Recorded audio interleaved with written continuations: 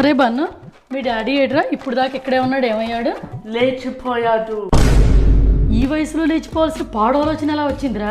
School పిల్లల friends మదర్స్తో లేచిపోయి ఉంటాడా, నైబర్తో లేచిపోయి ఉంటాడా? సరే ఇటీవీ ఫోన్లో ఏమేం దాచిపెట్టాడు, క్లూస్ వదిలిపెట్టి ఉంటాడు.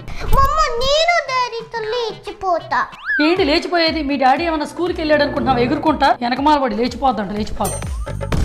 అదేంటి నువ్వు లేచిపోయావన్నాడు? ఏం మనుషులే మీరు? లేచిపోవడానికి లేచి వెళ్ళిపోవడానికి తేడా కూడా తెలియదు వాడికి. దీనికేమో మనిషి ఎక్కడికి వెళ్ళారో తెలియదు, అనవసరం. తోకలాగా అమ్మడం మాత్రం రావటమే తెలుసు. నీకేమో ఈ లేచిపోయిన హస్బెండ్ కంటే మర్చిపోయిన ఫోన్ గురించి ఆపెక్కువ. ఇదంతా నీ దిక్కుమాల తెలుగు వల్లేరా వచ్చింది. అయినా అసలు 40 ఏళ్ళు వచ్చినాక మీ డాడీకి లేచిపోయే ఛాన్స్ ఉందంటావా?